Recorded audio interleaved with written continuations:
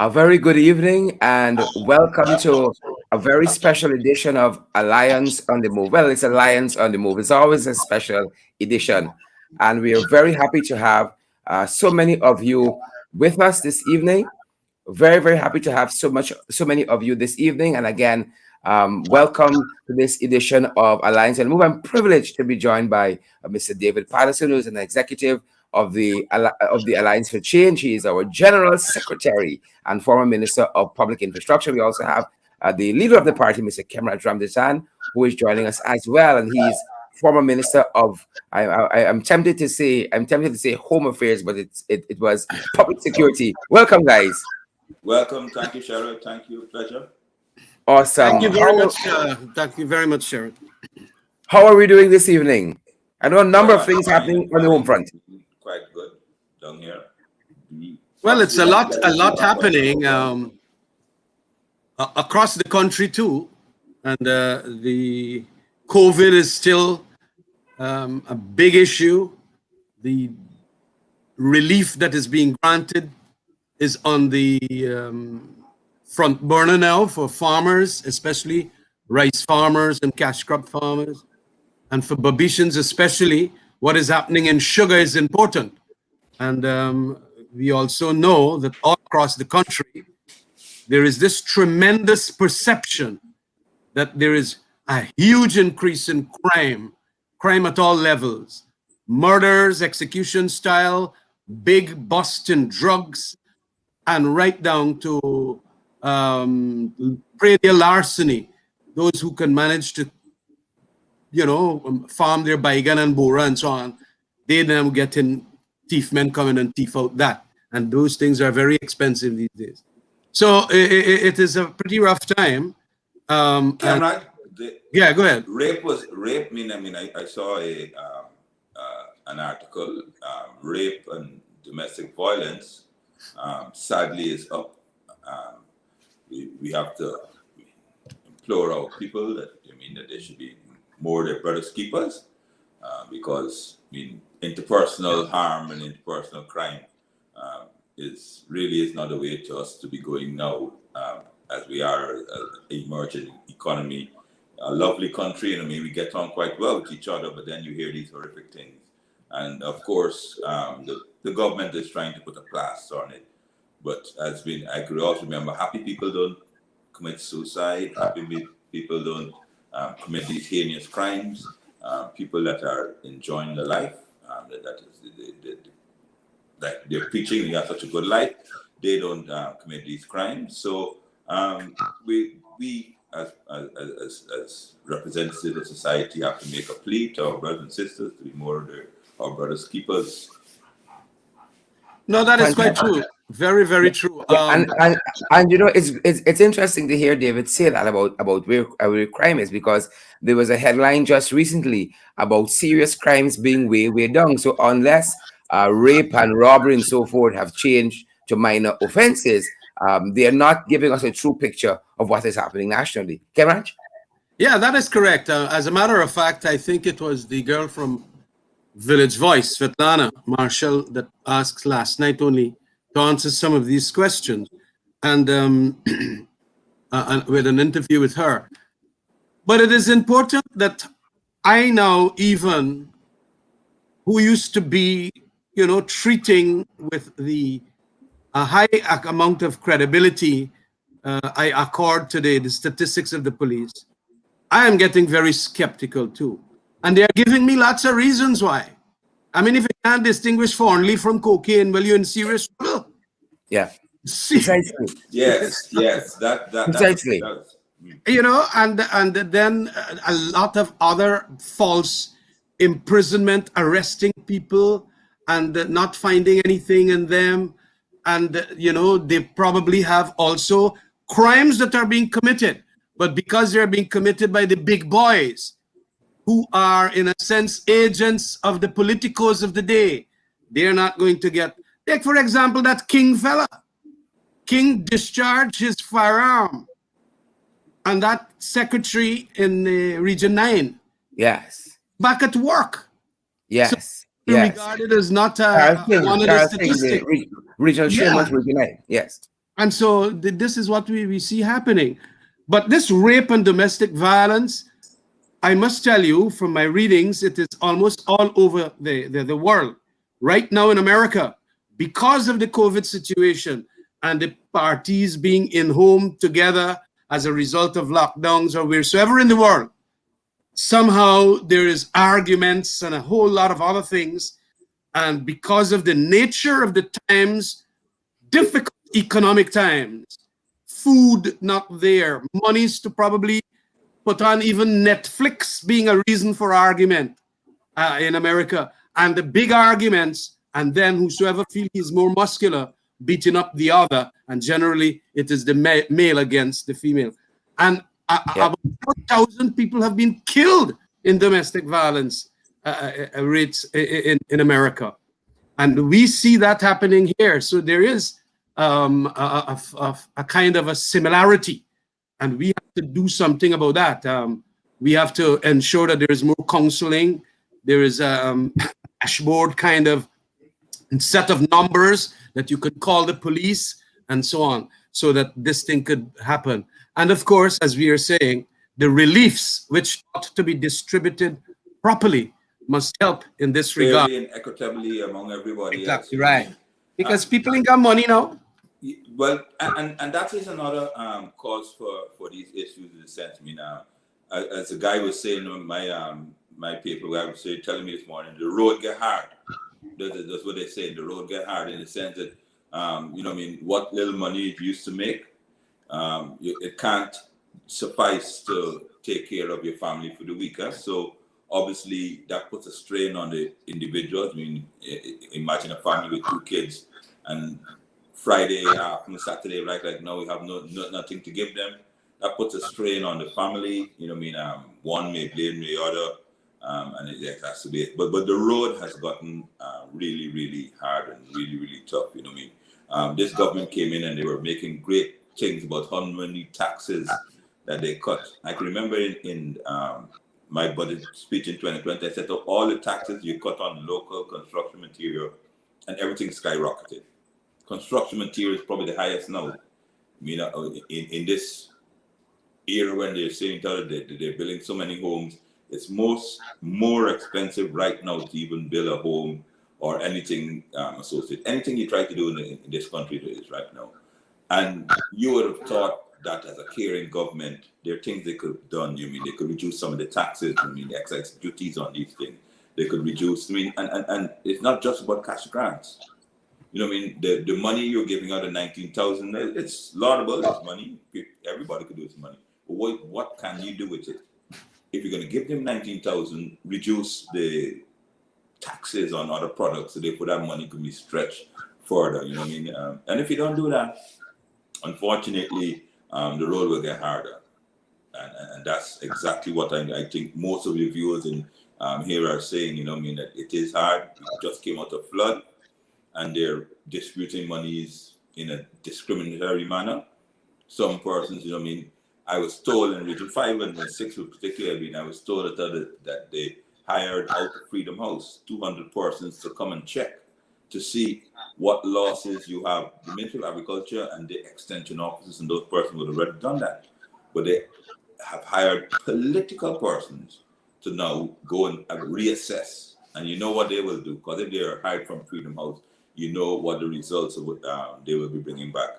So, you know what I mean, it's quite unfortunate and saddening to think that, you know what I mean, and on the other hand, the vice president and the entourage is in Houston. Yeah. Selling our oil, the OTC conference, you know what I mean. I wonder who paid for the trips. Nobody's asking, nobody said who paid for the trip, the entire entourage, including the private sector. But David and Kemraj, I want to come back to that in just a second. But as David raised an important point about the whole economic question locally, I know it was quite recently as well.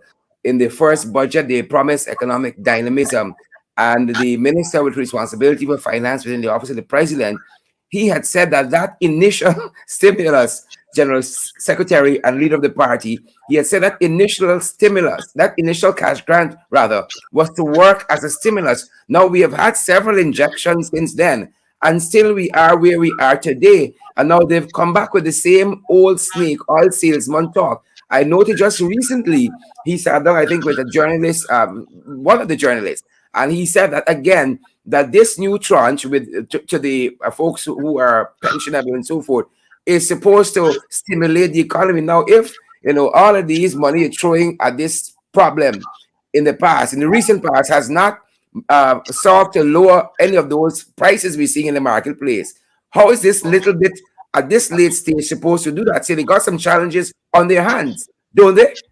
Oh, of course. Oh, for sure. You know what I mean? But I have a theory on these grants that they're giving out because they haven't come back to Parliament, as you know, to get either supplementary or a contingency. What is really happening is the ministries are underperforming. So they're not spending the money that is budgeted to them. So they have an excess money because they're micromanaging it. I mean, every contract, you got to write to know, you got to write and swear, feed to them and those things like that.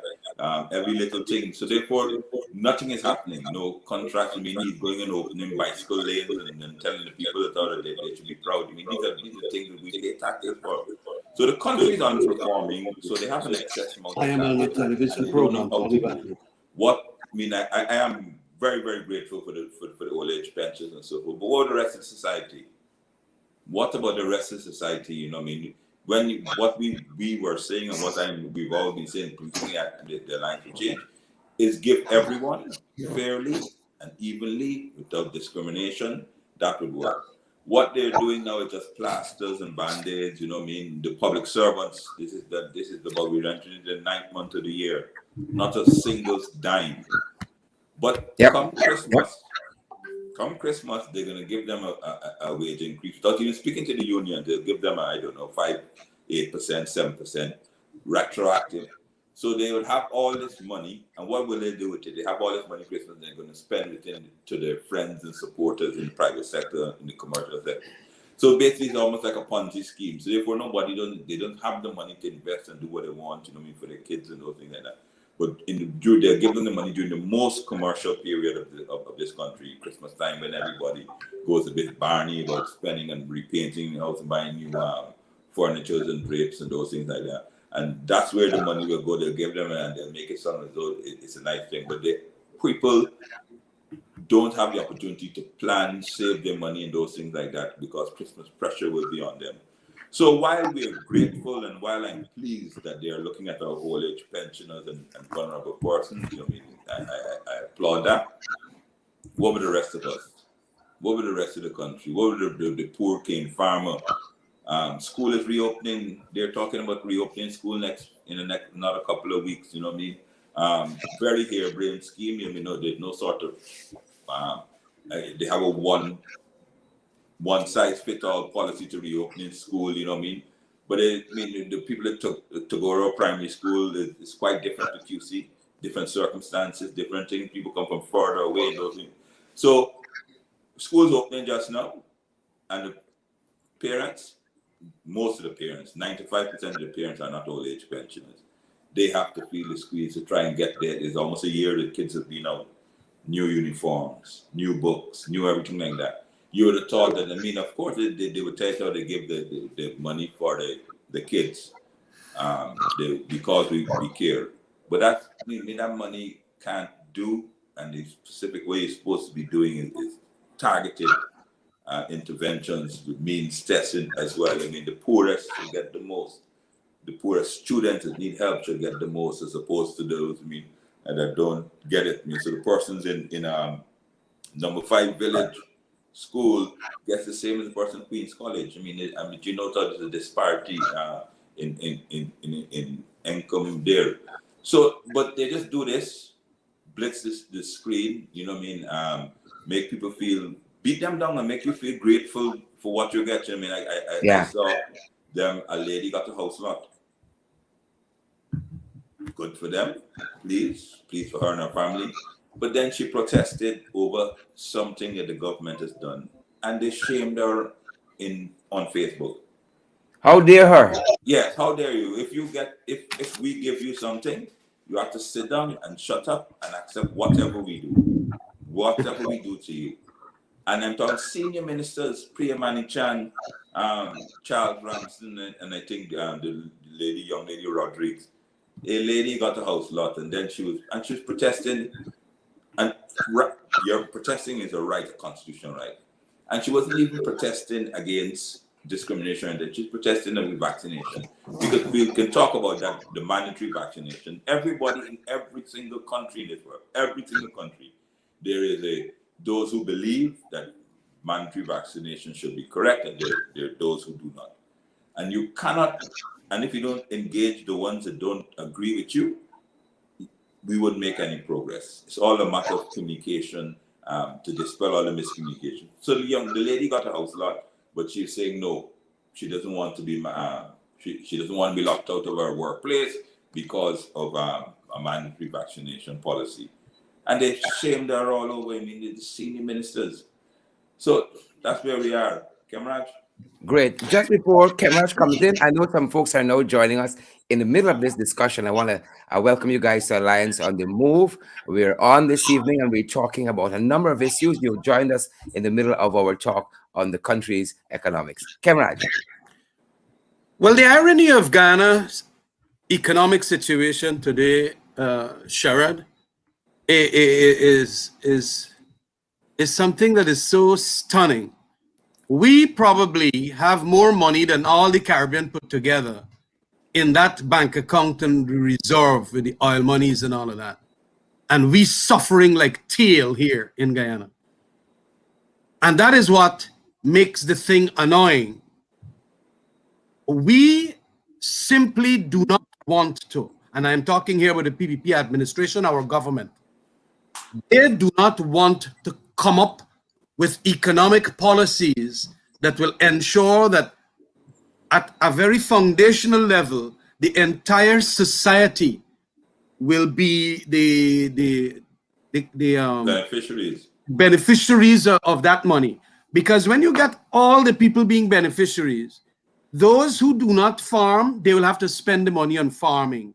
Those who do farming, they will spend the money there on cultivating more crops and probably buying whatever is the seeds and this and that and whatever. And so the consumption, production patterns will be regularized. What we see, and I understand it from a very senior economist, is that it's just a handout being given whereby there is no what you call practical position where they can then invest so that money can be seed money for certain others, and could bring in other income. And that is where this thing has gone bad. And we are not doing anything to that effect. It is literally a dole system rather than what we had called for in the Alliance for Change. At least give the people $100,000 so that they could manage their affairs. It will come up a couple billion. But we got 450 million US dollars inside of that Federal Reserve Bank. If we take out about 20, 25 million US dollars, we can have the monies for Guyanese to be in control of their lives.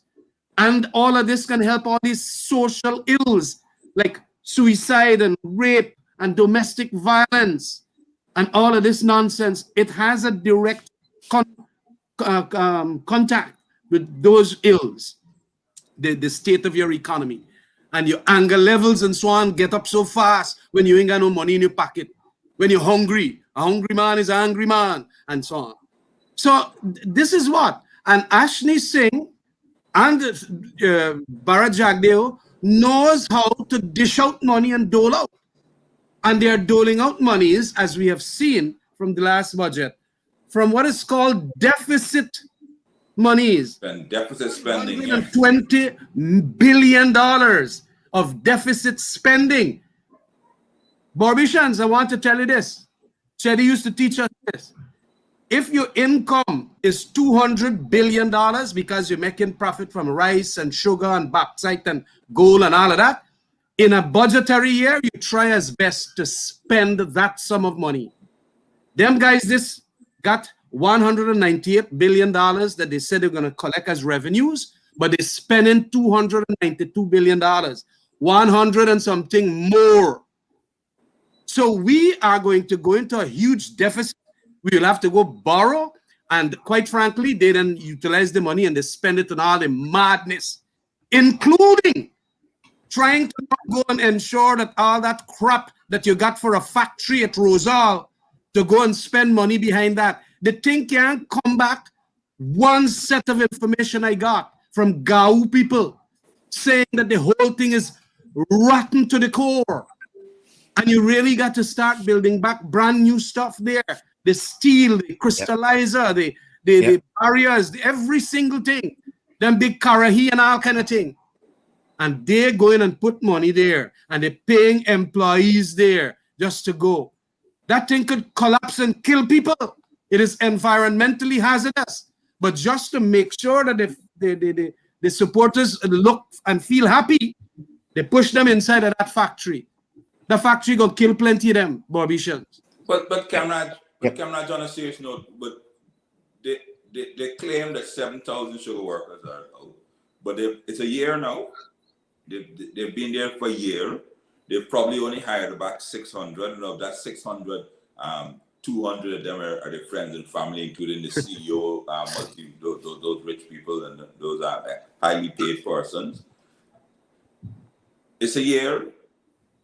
They've promised to restart these estates. I mean, all you're hearing are just promises. So therefore, there's still about 6,000 people still waiting on a promise. I would have thought as a caring government, they would have addressed those persons. What about those 6,000 persons that they said that were their supporters and they were re-employed as soon as they got back in? As soon as they got back in, they've already pumped about $15 billion into this, and we haven't seen anything. They're now blaming the flooding. They're blaming the dry season. They said they missed a crop and so forth. I don't know. I mean, it's about time that if they're caring, we have a serious conversation. Yeah. They should have a serious, realistic conversation with Berbice. And And David, say to them, listen to me. We are going to try and diversify the economic base of Berbice. Have a discussion. What is it you can do? I can remember, if you don't mind, Cheryl, sorry, when went after you. no, I was going to add to what you were saying. I was wondering if part of what we're seeing here is the pushback from the nation in terms of 2 years on since Forest Oil, and we aren't, as you said, we aren't feeling that benefit. Is this kind of boring that we're doing here as a government, their government, the PPP? Is that why recently we saw Jagdio say, for instance, in Texas, that we are a poor country, we got to live within our means? And he's also quoted in the media as saying that, there is no real wealth for Guyanese from this oil soon. So I don't know how long we got to wait as an oil producing nation to really and truly feel that effect of this amount of money that we're pumping every day. Well, you mean I could say for the people in Berbice, for sure, whenever you see there's an announcement, even for us, even for me, whenever there's an announcement, there's a new oil find.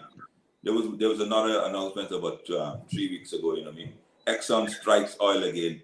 No one is excited. Yes, Absolutely, no one is excited. It's just like you read at the back of a classified ads. You know what I mean? Somebody found a dog or something like that walking on the street. Nothing is coming to the people. Nothing, absolutely nothing. Everything, gas. We're an oil producing country. Gasoline and diesel and kerosene, the highest ever. You would have thought that, well, with all the oil wealth becoming, we producing oil. and with how smart they said they were smart. Yeah, at least you would have thought they would have done things to reduce that. Some of the basic things, the oil producing country paying the highest ever for oil, ever, even before we ever had oil, when we just on sugar and bauxite, gold, we never paid this much. And they'll blame the world market. Yes, oil prices in the world market, but the taxes that they have and the excise that they have on it, they can reduce it. Because, of course, you have another income, you have oil pumping offshore. So you don't need to tax your people to death for the oil that we import in here. You know what I mean? But they want both, people say, you know what I mean, they want chuki and whistle at the same time. So you're having all this money that in the Federal Reserve Bank benefiting the Americans because, of course, the money not sitting there, they're lending it out and those things, creating interest, getting interest on it. We here suffering The minimum you could do, you mean, the minimum you could do, if the oil money in direct relation, reduce the tax. So every 10 cents that we get in oil money from Exxon, we could reduce the tax in Guyana by a cent. You know what I mean? Because, of course, you're always positive. You have 9 cents saved up and those things like that. Those are the basic things that we will talk about, you know what I mean? And as a consequence, what happens? Transportation gets higher. Your produce for the guys and the farmers, it's more expensive to work your tractors and those things like that. It's more expensive to get your produce to the market. And obviously, and the people are not earning any better. They're not earning anymore, so they can only buy what they can, and it means they buy less. Instead of going and buy a whole hand of bora and squash and everything like that, you buy what you can. And that's where we're going. And the Jagdeo is in Houston saying that we're gonna pump out as much oil as possible. We are on a race to get the oil out. Of course, we're in a race to get the oil out, but then who pocket is his pocket, his friend's pocket? Yeah. Nothing. Not a single policy has been put in place for us to benefit from the oil. When there's sugar, you know what I mean, they have sugar levies and you put aside money for this. When there's rice, you know what I mean, you have the NARI doing research into rice and coming up with new strains and making it more productive and something. We have oil. Irrespective of whatever say, oil is out there. There's not a single policy that is translating that oil that we have there. It's $400 million US. Not a single policy will make it me and you feel that we are part of an oil-rich country. Yeah. But they're flying off and they're going to Houston and being fetted and coming back and flying off to other places shortly as well. Yes. We're going to get to that just now. Cameron, anything you want to add there? Yeah, I want to add that this is what the PPP is very good at. Creating the propaganda that they have everything in order, and especially via their so-called leader who is doing this third term, Bara Jagdeo, who they love very much, quite frankly. And they feel that he is the economic czar that can look after all their problems. But we have constantly proven that even with him and a combination of Ashni Singh, that kind of is there too. Yeah, that's right. So they have not really done anything in the midst of oil wealth, notwithstanding the crisis of a flood and, of course, COVID, but in the midst of an oil wealth to ensure that you do things differently as you would have normally done. And, of course, training of people and so on. And only, the other day we were talking about that. One of the things in relation to crime, because this crime thing happening, and as I said, I am very skeptical of all the statistics that are coming out to the police force. A lot of people who are Venezuelans and Brazilians and Chinese, when they get beat up and robbed on the road, they're not going to the police. First, they get a little language problem and so on. So we're seeing a lot of these things from the crime correspondents that we have in the smartphone holders. The smartphone holders in Guyana now, they are literally our crime reporters because they post it up and we get to know that this fella gets lucky and whatever and so on. Now, if you want to stop those things, and especially when you watch those smartphones video, it is a young set of people. And we had a program inside of the Citizenship Security Reform Program. You remember? At-risk youth. Leaders within the community could identify. Look, that guy is basically a good guy and so on. But I think, given an opportunity, he can go and do wickedness. Drag him out, let him go and work with a mechanic or the man with a spray paint and them kind of thing. And you take away a percentage of the at-risk youth and you give them some training and you give them, we used to give them $75 a month and so on. And they are going to be diverted from the crime that makes life so unhappy in Guyana. I don't know what is going on there. The Smart City program that could identify which cars and so on doing all the wickedness, which cars stopping in front of Palm Court to gun down innocent people. you know, and the execution staff, all of them, I understand now, the cameras pointed up in the sky as if they're on telescope. They're looking at the galaxy. That is what we got inside of this police force now. Somebody take a bamboo and they shove them up, and you got that happening. So what is going into the smart city command center is a lot of the stars and the moon and the sun and that kind of thing. This is craziness. And that is why, you know, you, with your skepticism and all kind of stupidness happening, you really got to say, them fellas just don't really have the capacities and the capabilities.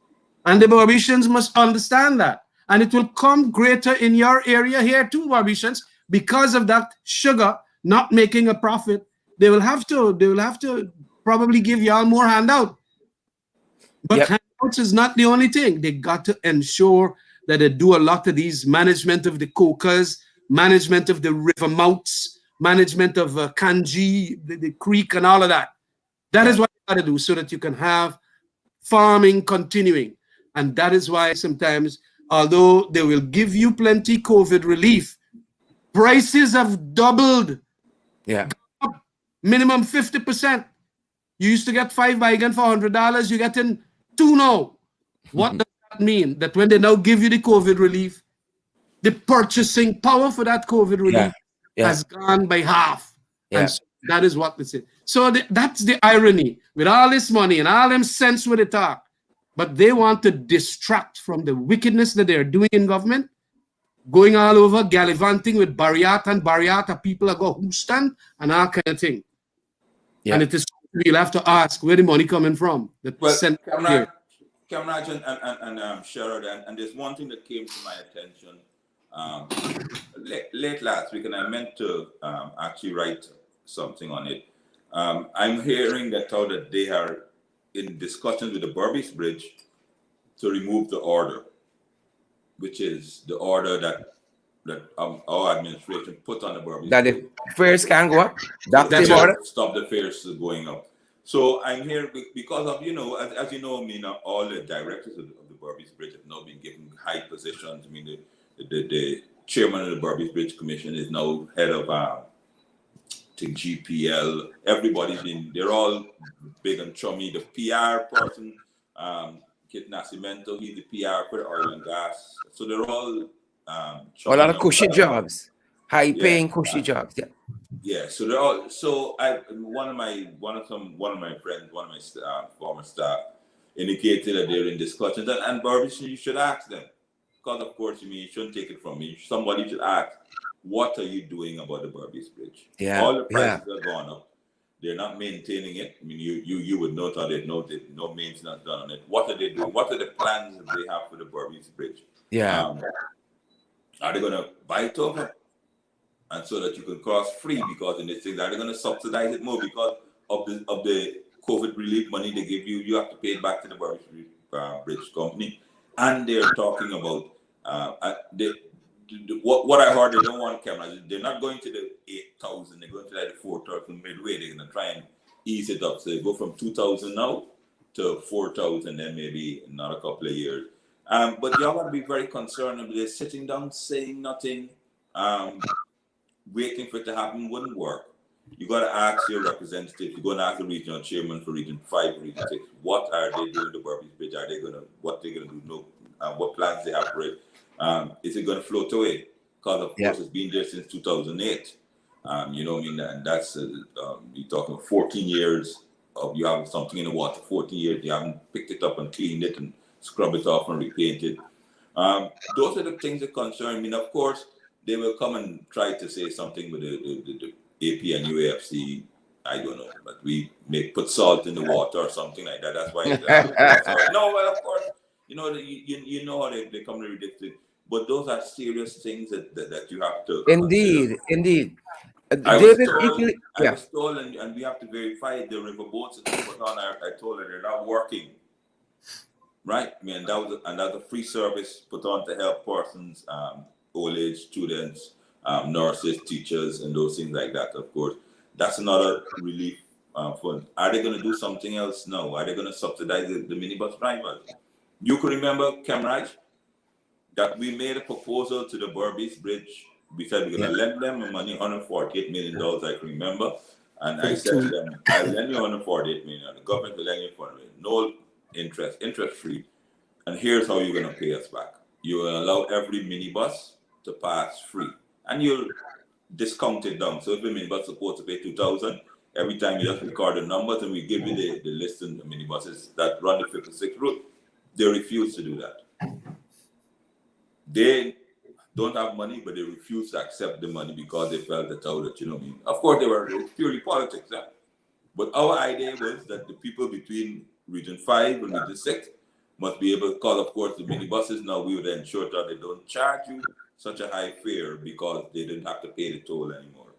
And that we put that in writing. I have that in writing, and I have their refusal in writing. You must ask them all these things, and let them come and try and dispute it. I went to cabinet with it, Camarade could recall, and we said, yes, that's what we're going to do. Every year, 2018, 2019, 2018 and 2019 budgets, I put in $120 million. $120 million to help maintain the bridge. They refused to accept it. They refused to accept because they felt that because they're always claiming the reason why they want to put these high tolls on people because they're not making money. And if they can't make money, they can't maintain the bridge. And now my position, our government position is here, listen to me.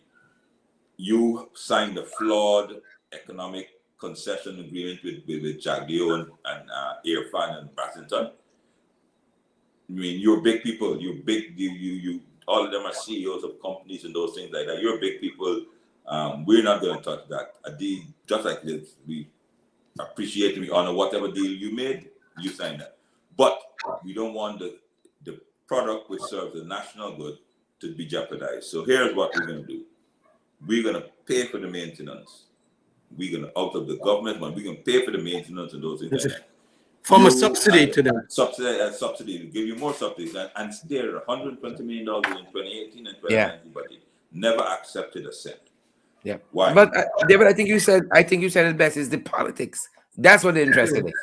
The politics. And David, you mentioned something earlier I want to circle back to and touch also on what Kemraj spoke of lastly there about Guy Suko. You spoke about housing, how people can't build a house now because things are going up. I was listening recently to Nicholas Boyer. They had a quote unquote town hall meeting, which is really and truly a meeting of the PPP. I think it was at the convention center, the Artichon Convention Center there. And something he said was quite interesting, David and Kemraj.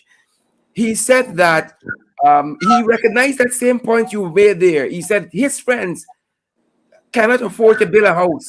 It was startling. But more than that, he said he foresee that these sugar estates will be converted into land for housing.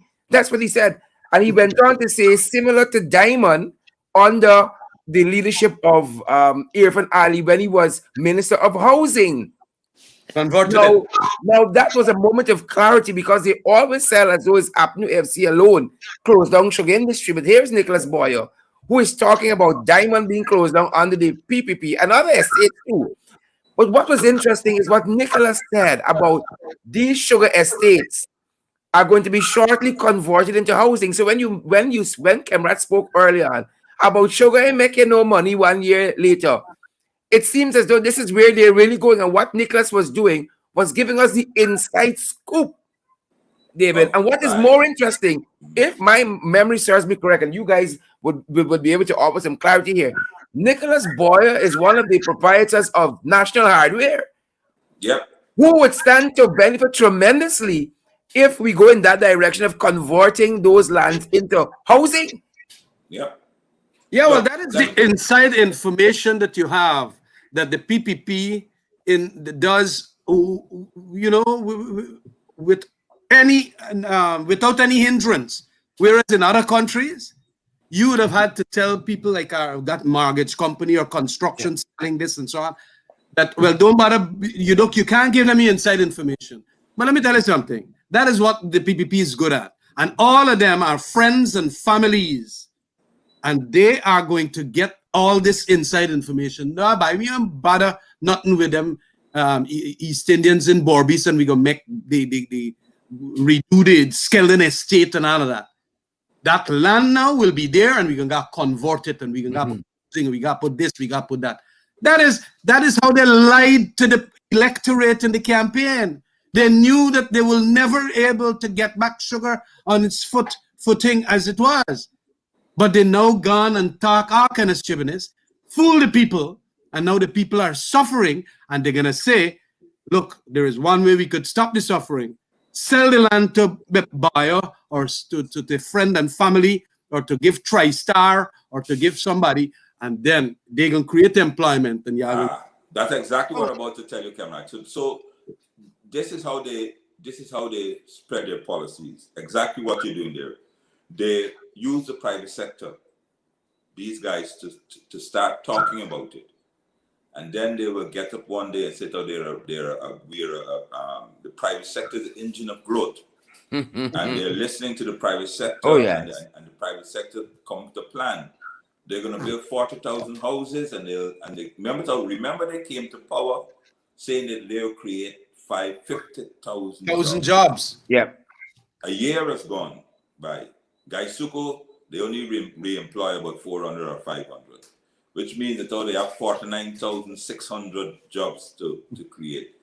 I don't know what new industry is open. I don't know where thing, but if they've created 1,000 jobs, they still have 49,000 jobs to create, and they only, I mean, you would have thought, and one of the things that they said to the population when they said the 50,000 jobs is the oil industry. Oil and gas industry. They're now getting up and telling people the oil and gas industry is not a labor-intensive industry. After telling them this, people, no one, Berbice, I mean, you should ask people in region 5, region 6 in the rest of the country, where are the jobs? Your youngsters are leaving school. People are desperate for jobs. I mean, at the moment, you should start asking, where are these jobs? Where are the jobs? And another time they said they're going to give out 20,000 gold scholarships. It's a really good initiative, the internet scholarship. Do you know how much they actually give out? 6,000. 6,000. Yeah. Promise delivered. 6,000. Yeah. 24,000 persons. 14,000 persons didn't get. Why? And they've already declared promise delivered. Promise delivered. Right. No, and these are not things we're making up. 6 out of 20 is a passing grade. They're underachieving. They're not even give you any plans. So they're underachieving, but no one is questioning them. Yeah. They're going around and they the emperor's new clothes. You know that thing, the emperor's new clothes, when the emperor's walking and he was naked, but all his subjects were scared to say he's naked, and then took a little boy to tap his mother and said, "Mom, he's not wearing any clothes." That's exactly what's happening now. They fooled everybody. They said, "Oh, they have all these things." Ministry of Works, ministry. You talk about Ministry of Education. It's a mess. Teachers are at the most vulnerable now, and the way to bring a country out of poverty is through education. And we're at war with our teachers. How can that be? And why would we be in a war? We have $400 million in a foreign bank account. I am sure nobody would complain if you take $3 million out of that US dollars and give it to the teachers to say, listen to me, you're the molders of our minds, of our futures, you're the caretakers. During this pandemic, you and the nurses and frontline workers, here, special package for you. A special package, and it's not only a one-off. We're going to give it to you every single year, so you can plan and you can plan and develop yourself. Nurses too, policemen too. But yes, you know what I mean. So all frontline workers. You mean, and start somewhere so people could start to feel and feel ease that you know what I mean, that their life and their efforts and that they're doing now is meaning something. That's not happening at the moment. And what is happening here is a lot of resentment is being created. And I think that the PPP like that. They like when the society is polarized, because, the East Indians are the majority in this country. So they don't care nothing. And they don't want to create a socially cohesive society. They don't want national unity, something their forefather and Chetty Jagan used to pray about. No, they don't want that. They are going to lie. and talk about creation of employment when they knock off about 2,000 public servants, a lot of them being black people. Yeah. And I noticed that some newspapers are making the claim that we don't have the names of these people that were dismissed. Well, I'll have to speak to the leader of the opposition and a couple of others that have ensured that we got the names of all these people, just like how they're not promoting 50 firemen who wrote the exams and get the capacity now to be promoted, you know? And that is what we are talking about. A lot of the community health workers, when I used to go at the latter part of our administration to Berbice, you see the testing you, the ensuring that who they in the vehicle, everybody get Yeah. the test and so on. And All that is gone. so Yeah. it's important that it is very we understand that too. So that don't let it fool you that we get jobs, 600 jobs and in a half, 2,000 public servants. Where's everything there? It's minus No, 14. but everyone, David Kemrat, yeah. but everyone could know this. Listen to me. I was in Berbice, Cameron, we were in Berbice up there, and people were complaining, sweeper cleaners. That's right. Now school is being closed. It means we have some people that just no one actually thinks about, right? That are suffering badly. So they're the super cleaners. They're the really hard working men and women that clean and keep care for the school during school time. So they haven't been in school for almost a year, physical school in all the schools. Those persons are not being paid. Why? They're saying that we have no work to do. But it's not their fault. It's not their fault that there's a pandemic. It's not their fault that because for public health reasons we don't have physical school. Why can't you continue paying the people? You can ask them to do community service. You could ask them to do several other things, but you simply stop paying them because you're claiming that there's no school. You mean it's inhumane. It's inhumane. You mean, and we have to be our brothers' keepers. We have to start talking about these things. We have to start looking at our neighbors and see how they're living. You mean, some people may think we fast, but some of our country people and some of our neighbors are suffering, real hard times. You know, pride alone may keep them from telling you how things are, how bad things are. What we got to do now, and the government, of course, when you go to the government, just like the poor lady got a house lot, they say, hey, look, I gave you because we care money. You got to sit down and shut up in your corner. And that's what's happening, and that's what's prevailing all around. Rule of law. The rule of law being broken down. Broken down, you know what I mean? So therefore, it's back to running. Everybody know that. Hustle. Let me tell you this here, and I want Barbicians to remember this. I mean, you can sit down and you can cuss everybody, AP and UF. One of you got to get a passport tomorrow. You got to get up once again at 4 a.m. or 3 a.m. and they're only allowing 100. Imagine that. Only 100 people a day can get a passport. Up to 2020, I renewed my passport, I think in May 2020. Walked in and walked out in less than 15 minutes. How a year after, somebody tell me, 1 year after, there is a queue, you got to queue up. The old goat pen, remember they had a cow pen, you used to go and sit down there when it rain and so. And they're only taking 100 people a day. Nothing has changed. Absolutely nothing has changed, you know what I mean? But it's just control because they're scared. They're scared that, you know what I mean, the myth that Guyanese are so happy may be exposed. That's why a lot of people that hair under them may take their passport and leave. So a way to control it is only give 100 passports. 100 passports in a country like this.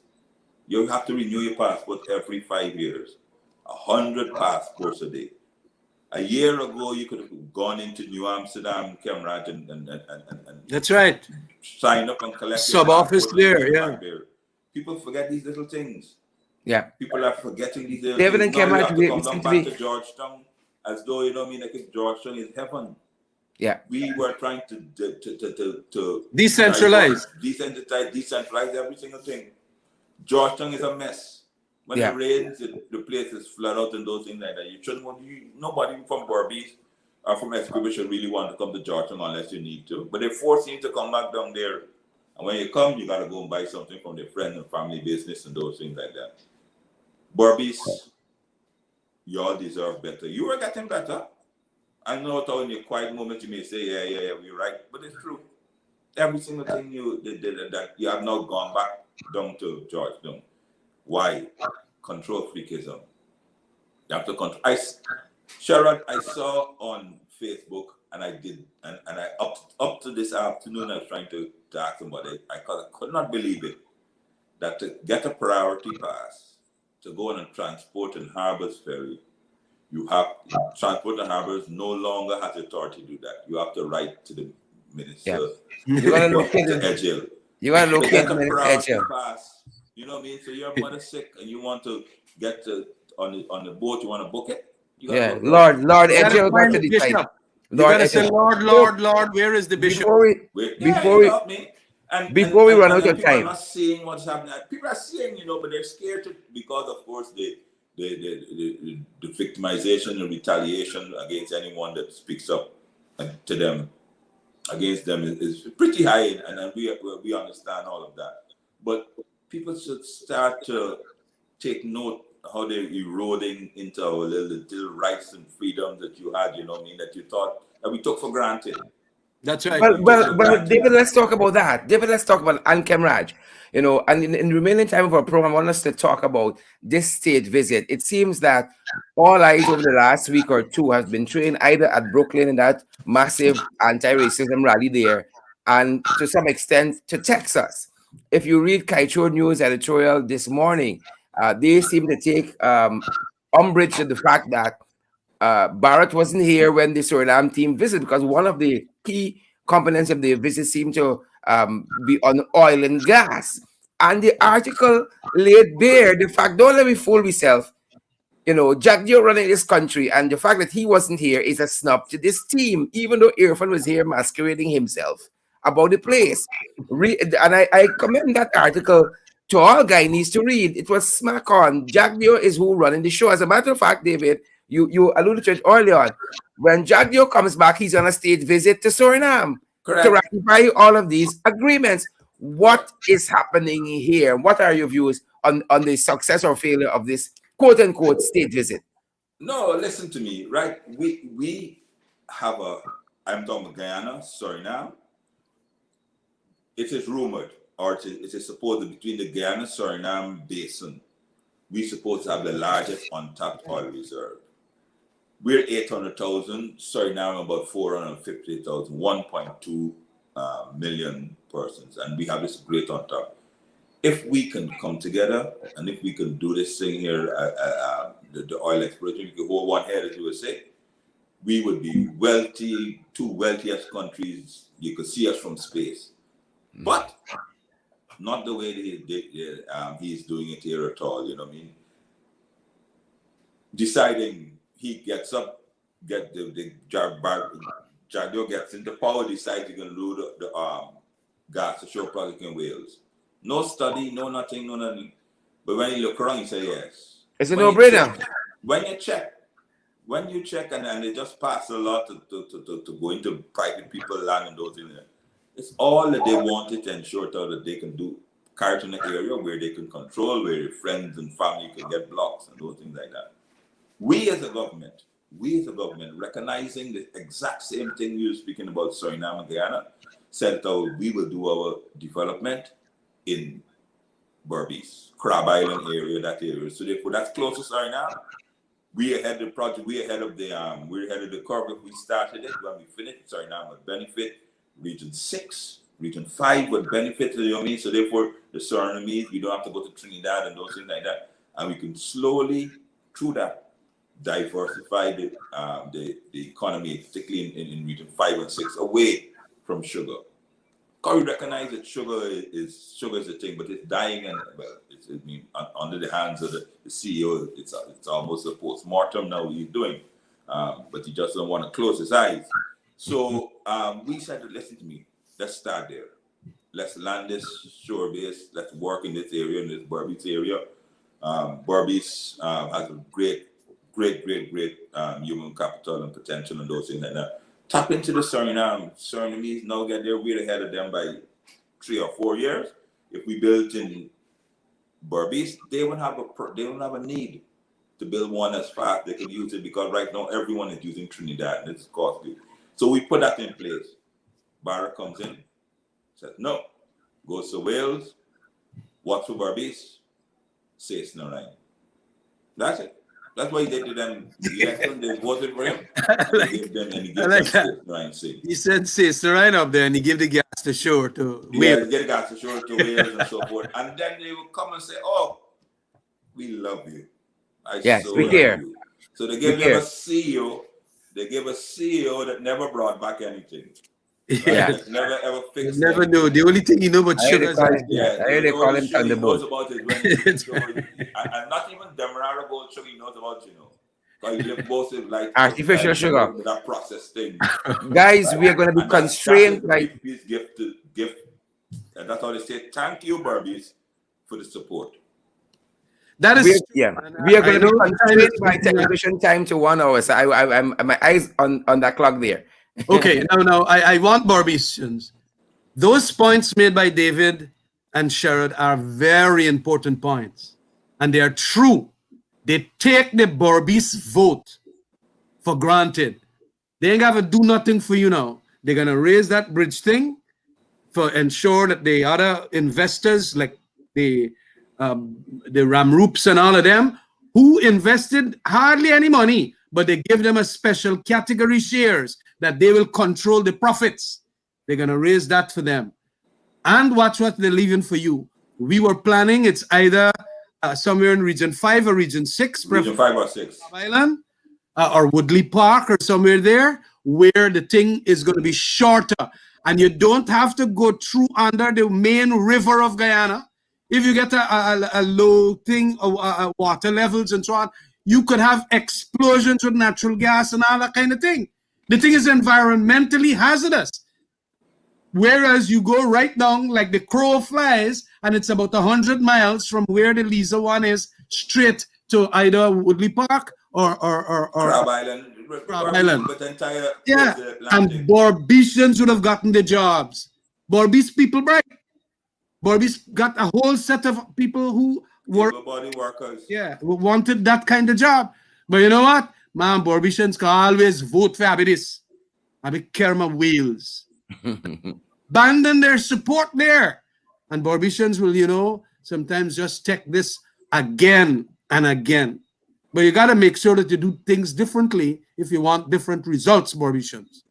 Thank you very much. Continue to hear. We are not quite finished. One minute each. I saw also in Texas a very, very strange thing. The American ambassador was called to speak upon, and she didn't talk about oil and gas so much as she spoke about 2020 and elections and democracy. It was on the same day you had that massive rally in Brooklyn, and she seemed to have been responding to Hakeem Jeffries calling for her head. And she said something that was quite striking to me. She said, "We have won democracy and whatever else. We have won." I kept wondering, who is this we she's talking about? Herself and the PPP? Who is this we? Look, the tides, the international tides are changing. Everyone has known that it has changed. The tides are flowing. Otherwise, everybody, the narrative, you've been singing the same narrative for a year, but I think people are hearing differently. You know what I mean? You can't claim, even the Americans, I mean, not even the Americans, whoever it is, you can't claim to be a democracy. You don't even engage the opposition on constitutional issues. That's right. We're not talking about things that David Patterson and Sherrod Duncan and Cameron Johnson want to talk about, because we want to talk about cost of living, we want to talk about human rights and so. The Constitution mandates, the Constitution is our living law, highest law, mandates you to speak to the opposition on certain issues. Consultation. Not even Trump, who people liken to some other strange persons and those things that went above the Constitution. He had to speak. He had to speak to Nancy. You don't have to like us. The Constitution, Cameron could have the last word on that. So everyone, the whole world is looking and they're saying, well, why are you not talking to and the President Ali talking about you have to recognize me? That's so like that's a little boy, you know, a little child. You got to I mean, first. the diplomats in our country has a freedom to make their statement. We also have a freedom to make ours. We have already made ours in the context of going to court for litigation that is existing, that questions that elections. In any event, we have, in a sense, indicated that we as an opposition would like to talk to the present government. That is a constitutional duty of the president. He doesn't want to do that. We have indicated that the Chief Justice and the Chancellor should be appointed. That is by agreement how they're appointed. This president, who doesn't have a first degree, now is saying that Harman Gaffagan Surhawehi, meaning you have to bow down. I recognize you, Irfan, before you could even go and talk to him about those two ladies to appoint them as Chief Justice and Chancellor. What kind of nonsense? And you know what is happening? The diplomatic circle sometimes only emphasizing that elections that had lots of dispute. All right, it is in the court, and that is democracy. That is there is where it is. Yeah. But statement now about the Chief Justice and your constitution holder, make the statement about how your police service commission is being interfered with and a whole host of things. Make a statement about the discrimination. Yeah. But they're not. Yeah. We rather suspect that they will soon start making. I think they've already started. And so let's Yeah. hope that they do it sooner than later. I would love to hear her views on democracy in places like Afghanistan after 20 years. I'd love to hear her on that. Folks, thanks for joining Alliance on the Move. That's all we have time for this evening. Again, we're constrained, even though we're on social media, by television time, because we were also on television, and we'd love to spend some more time with you, but that's all the time we have this weekend. Thanks for joining Alliance on the Move. For being here. David Patterson and Kemraj Tramstan. Thanks, folks. Have a good night. Have a good night, Berbice. Good night, Berbice.